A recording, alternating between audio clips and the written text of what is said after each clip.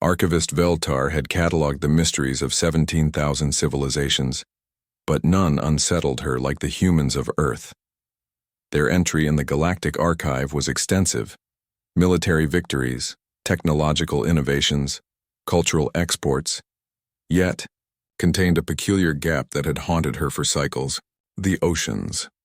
Every species submitted their planetary surveys upon joining the Galactic Council. The Zephyrians showcased their crystal seas. The molten Threx displayed their lava lakes with pride. Even the secretive void dancers had reluctantly shared images of their ice-covered water worlds.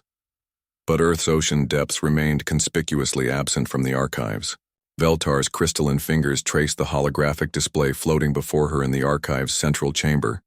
Surface images of Earth's oceans filled the space, vast blue expanses stretching beyond horizons, waves catching starlight like scattered diamonds.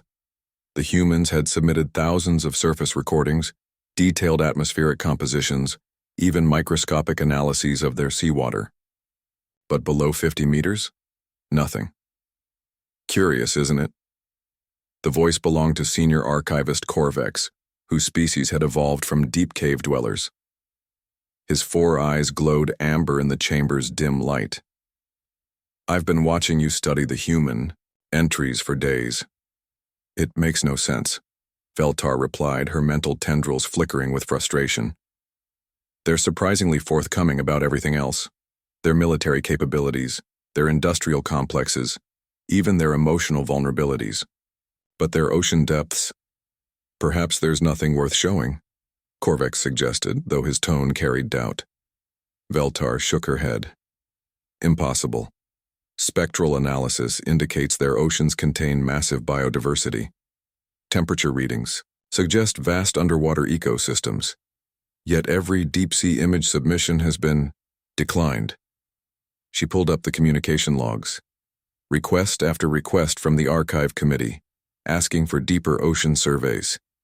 Each response from Earth's diplomatic corps was polite but firm. Surface documentation deemed sufficient for current archival purposes.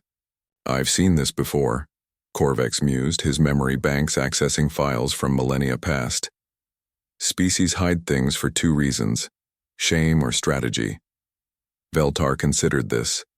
The humans showed no shame about their violent history, their environmental mistakes, or their chaotic political systems. They documented everything with almost compulsive honesty, so it had to be strategy. But strategy against what? The answer came 3 cycles later during the Proxima crisis. The mining consortium Vexel had established operations near Proxima. Centauri, Earth's closest stellar neighbor. Their deep space excavators had awakened something ancient, entities of pure energy that fed on stellar radiation. Within days, the creatures had begun consuming Proxima's core, threatening to destabilize the entire system. The Galactic Fleet deployed their finest vessels. Vexhul's military contractors brought their most advanced weaponry. The Threx sent their legendary flame dancers, beings who could manipulate matter at the atomic level.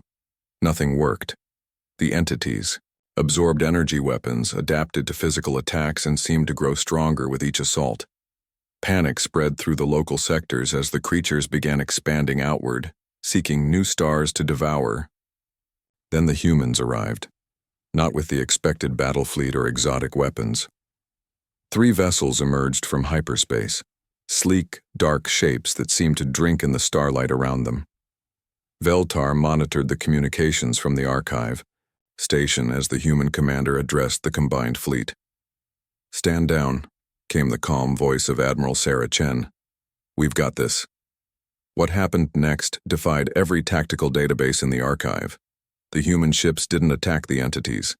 Instead, they began what could only be described as a dance. Moving in perfect synchronization, the vessels traced complex patterns around the star feeders, their hulls pulsing with bioluminescent displays that shifted through spectrums visible and invisible. The entities stopped feeding. They began to follow the ships, mesmerized by the patterns. Slowly, carefully, the human vessels led the creatures away from Proxima, into the dark spaces between stars. How? The question came from Admiral Kresh of the Galactic Fleet, his voice tight with disbelief.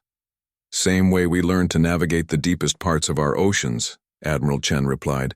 You don't fight the things that live in the dark. You understand them. You speak their language. Veltar felt her mental tendrils go cold. The ocean depths. The missing archives. You've encountered entities like this before, she whispered, though her words carried across the communication networks. In your oceans. A pause. Then Admiral Chen's voice, carrying what might have been a smile.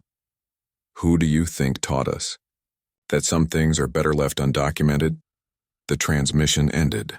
The human ships vanished into hyperspace, taking the starfeeders with them to some distant corner of the galaxy, where they could feed on dead stars and cosmic radiation without threatening inhabited systems. In the weeks that followed, Veltar received a private message from Earth's diplomatic corps, an invitation to visit to see their oceans firsthand. But only if she promised to understand why some knowledge stayed off the official records. She accepted. Standing on the deck of a human research vessel, Veltar watched as instruments detected massive shapes moving in the abyss below. Ancient things, intelligent things, things that had been sharing Earth's oceans with humanity for millions of years.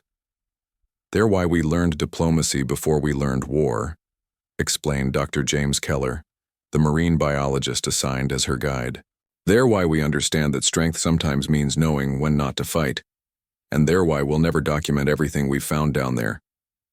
Veltar's tendrils shimmered as she processed this, because knowledge of them could be dangerous in the wrong hands. Or tentacles, or neural clusters, or whatever appendages the next aggressive species might have. Keller smiled. The archives whisper about our oceans because wonder and mystery serve the galaxy better than detailed tactical assessments.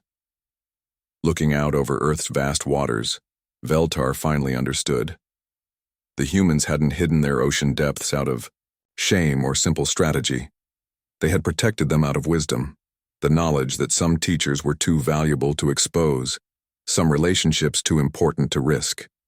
The archives would continue to whisper about Earth's oceans, and Veltar would help them maintain that beautiful, necessary silence.